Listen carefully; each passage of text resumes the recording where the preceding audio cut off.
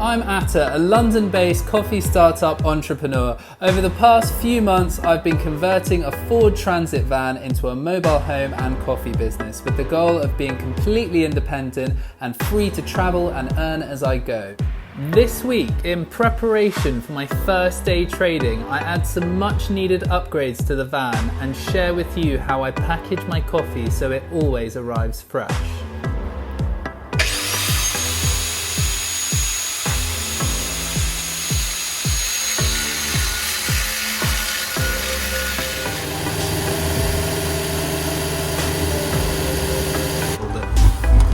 Whoa. Bloody hell. Oh, there we go. It's first thing in the morning. I've woken up and it's starting to, we're starting to get into autumn now really. We're coming up to the end of August and the temperature's dropped. The internal temperature of the van is 15 degrees and I just tried to turn on the diesel heater and I'm getting an error 8, which basically means that there's something wrong with the fuel supply to the diesel heater, but it's like newly installed, so I'm gonna have to go and see what's going on with that. I really need to get this thing reliable before winter really kicks in, because 15 degrees is fine, but if it's 0 degrees outside, I really don't want to be having to get out and under the van to fix things. So yeah, let's get this sorted now. So I found this connection here was loose, and when I was trying to, because at first I thought that the pump might be dry, there seems to be quite a few bubbles in the pipe, so I might need to deal with that.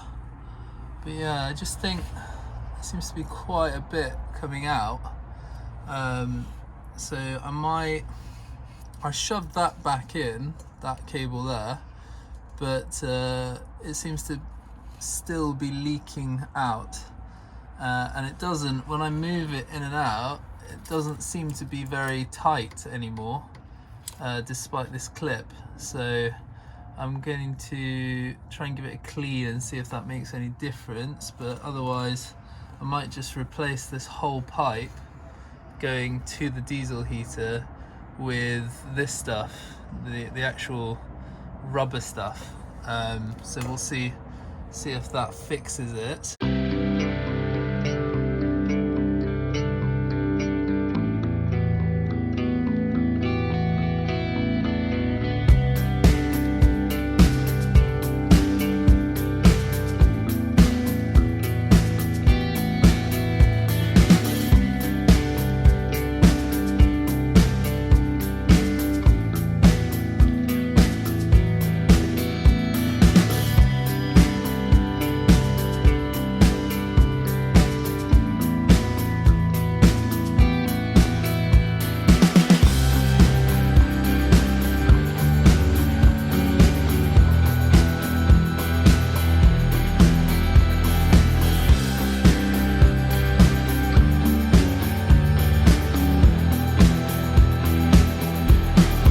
Oh, that taste of diesel is horrific, so please, if anybody knows a better way to do that, please let me know.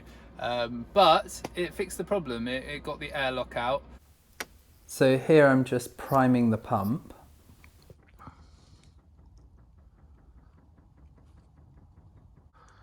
Here goes nothing. Okay,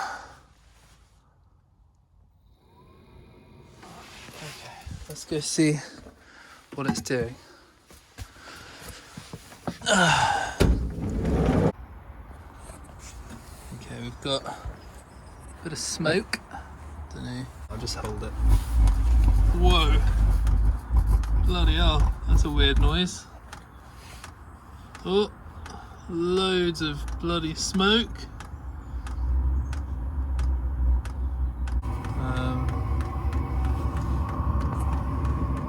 Yeah, there we go. Hey! Is coming up to a nice toasty 20 degrees. managed to get the diesel heater back up and running. To be fair, I haven't actually turned the diesel heater on for about 2 months. So today I'm going to be unboxing my brand new generator.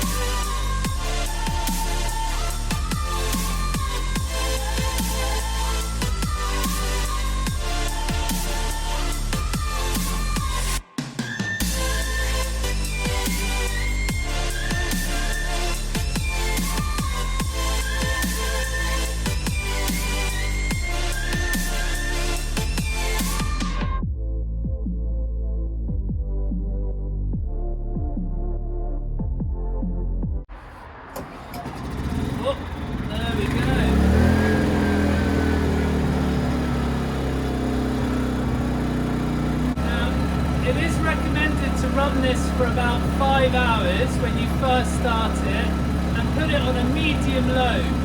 Now this is rated at a standard load of 1700 watts to a maximum load of 2000 watts. So if I do my math quickly, we're talking just over 800 watts. So I'm going to get something around 800 watts. 850 watts and put it on a medium load for about 5 hours, and then I'm going to do an oil change because that will, when you're starting a new generator, you've got to do an oil change within the first 5 hours. Okay, so we've got 230 here. I'm going to take it off economy mode. Hertz, 230.8 volts, and I'm going to plug it into the camper van now.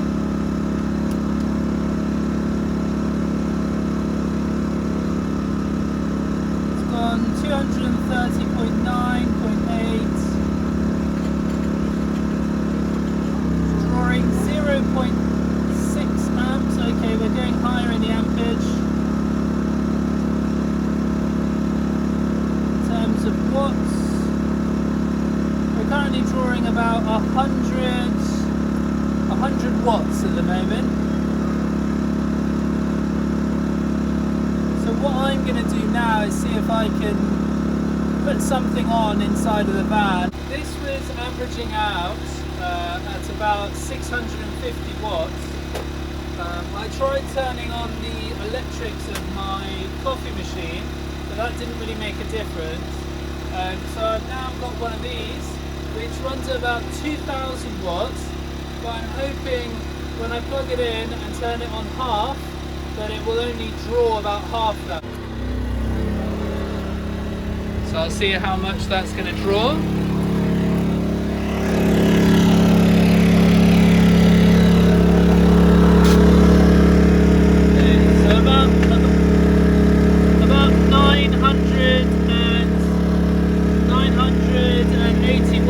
I know that there's going to be some people watching this, quite rightly, having concerns about the idea that I'm using a generator and the environmental impact of that. You know, as a company, I want to make sure that I'm as sustainable as possible and as environmentally friendly and have a low carbon footprint as much as possible. So what I promise you is that when I'm trading, I'm going to be making use as much as possible of solar power, which is a renewable energy source. I've got 300 amp hours of electrical storage, and that should be sufficient to run my grinder and run my water pump. The coffee machine, for obvious reasons, to heat that amount of water to a high enough temperature will require a large amount of energy. Now, I think when I'm outside without access to an electrical hookup, the best way and the most efficient way of heating that water is going to be using LPG gas. So I'm going to be using that when I'm out in the field, say at a festival, or if I'm somewhere where I can't plug in. And then this generator is basically only there as a backup. If I see that I'm running out of electricity from my batteries, if I see that my water requirements are too high and I have to switch on my hot water urn, then that's where the generator is going to have to come in. The generator's been running now for 5 hours on a medium load, so I'm going to turn it off and then I'm going to change the oil.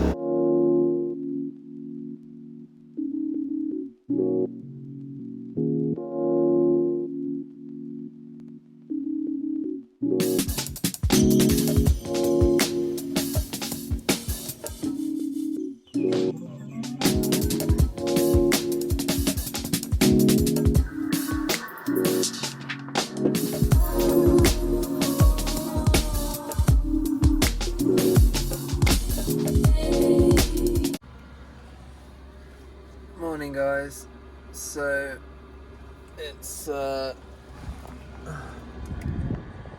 15 degrees and so I've just whacked on the heating. So these little things are pumping out lots of hot air, and hopefully we can bring the cabin up to at least 18 or 19 degrees, and then I can get out of bed. It's been about 10 minutes and the temperature has increased, so we're now at around 20 degrees or 21 degrees. So what I'm going to do, I'm going to turn this off. I'm just using this fan to distribute the heat coming out of these vents a bit quicker. Today I'm going to be drilling a hole going through the back of this unit under here. Basically, I've fitted a reversing camera just here, and the wire kind of comes through here down there, and then it's going to go round the back to the front of the van, and then I'll be able to see behind me when I'm driving.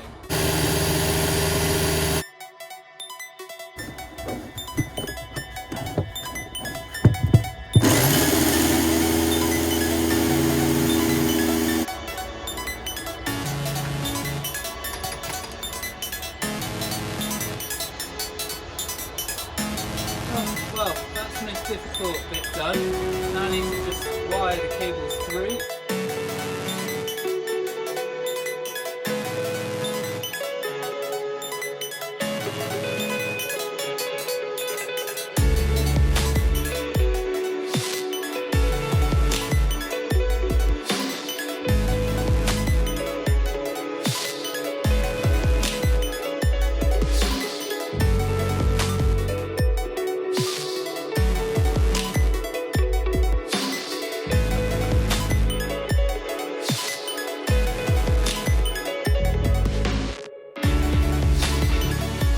So I'm going to drill a hole through here.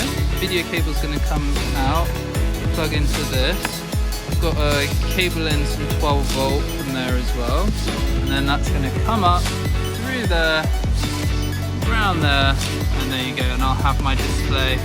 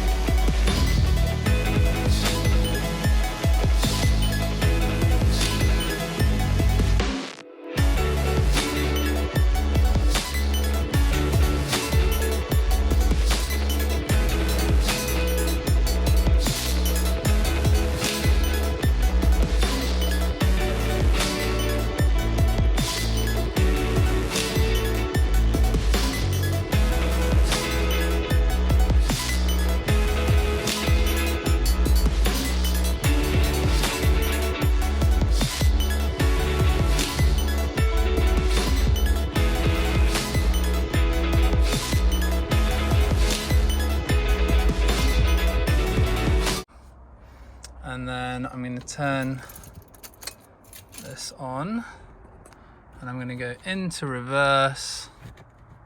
Oh yeah, it works. Come out of reverse.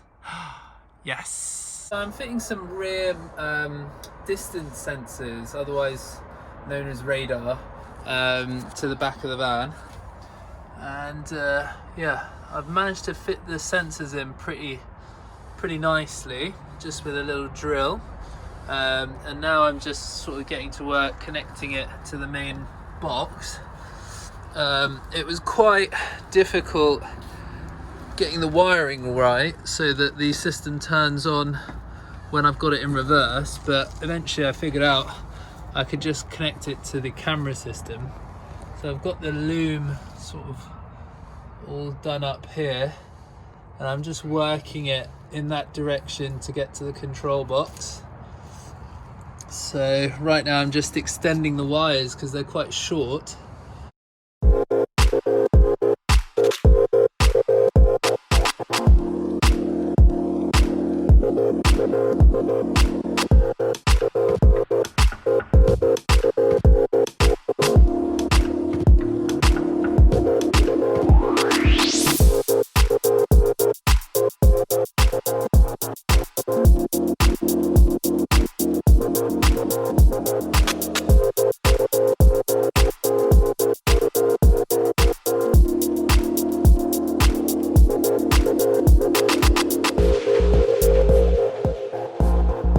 I've just woken up, as you can probably tell, and I've turned the heater on, and I've got another E8 warning.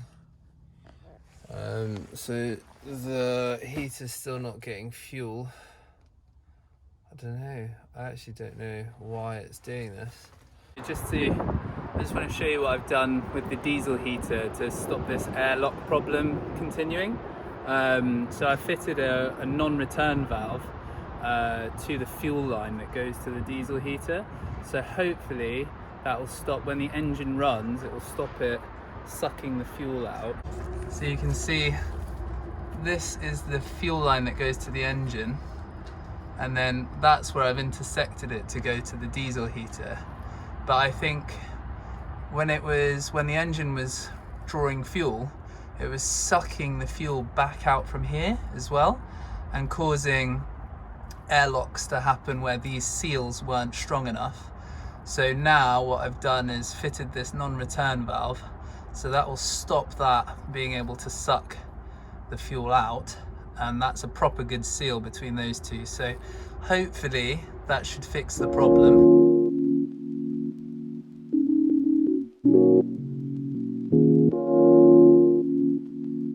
Okay, so I'm not sure if you can hear the beeping from the cabin, but as I come in, that's going from to a solid beep, so that works. That works. That works. And that works. Now, the only issue is, it keeps picking up on this. So what my thoughts are, I'm going to just chop this off.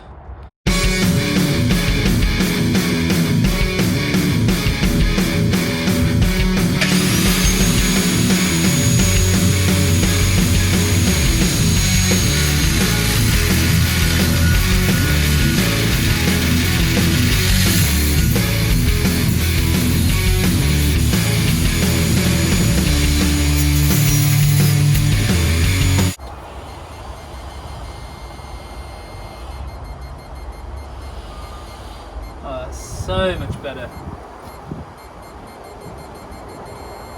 I've just tested it, everything works perfectly now. It's made a huge difference with the sensors. It's no longer blocking the sensors, and it's also raised that up a bit, so if I was approaching something a bit lower down, it's a lot safer. So look what's just arrived. So this is my outdoor shower. It's pretty sweet. So you can use this basically when you're out and about. You can have a little private shower, you can use it as a toilet, and it packs down really neat. It's not the easiest thing to set up, but yeah, handy little thing to have in the van. Just varnishing up this last little bit of wood for one of the sockets. I'm a little bit nervous today. I've got a video conference call with a council in London where I'm going to be pitching my idea to start street trading at a couple of their markets. So I'm going to be on the video call with a couple of different people from the commercial team in the council. I'm going to be pitching to them my idea, my proposal for the business. So it's it's going to be a big day. I'm really excited. I hope it goes well. Hi everyone, it's Atta here from Bean Extract. Yeah, just really excited to be meeting with you all and discussing this idea with you. So in terms of COVID-19, I've created a risk assessment. All right, brilliant. Well, I look forward to hearing from you all, and yeah, thank you so much for your time. Gosh, well, that seems to have gone well. They said they'll get back to me, and yeah, it's really exciting. Hey guys, so today I'm in my dad's kitchen. I'm here because this area is approved of, it's been inspected, so it's safe for packaging food and preparing food. I've got my Bean Extract original blend here, freshly roasted, and I've got the bags with the gas valve inside of them to make sure that it's delivered as fresh as it can be to my customers. I've got the labelling and the product information labels here, so I'm just going to be showing you today how I package my wonderful unique blend of coffee so that it arrives to you as fresh as possible. The first thing that I did was sanitize all of the surfaces and make sure that it was all treated with an antiviral, antibacterial chemical so that everything is sanitized and clean. Then obviously I wash my hands with a proper hand sanitizer, and now as you can see, I've packaged a few bags already, and I've got a few left to go, ready for my first day of trading next week. I'm really excited to be getting out there in London and sharing this wonderful product.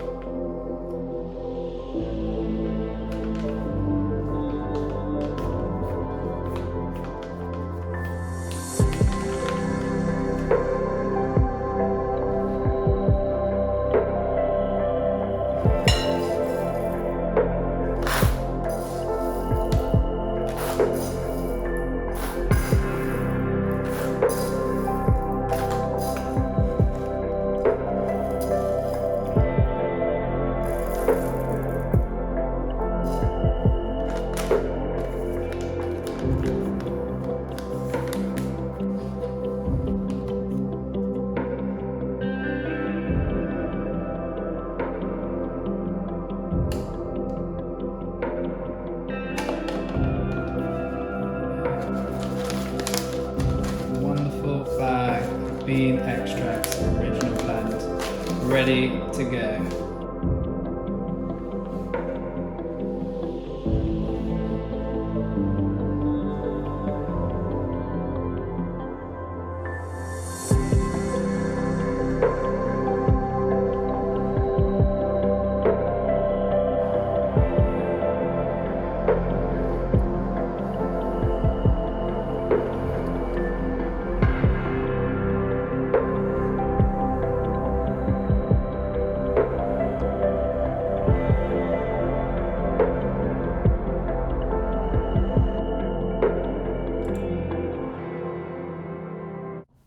Hey folks, if you liked that video, don't forget to like and subscribe and hit that bell so you stay up to date with all of the latest developments coming from bean extract. And if you want to try the world's best coffee, head on over to beanextract.co.uk and grab yourself a bag. We ship all over the world.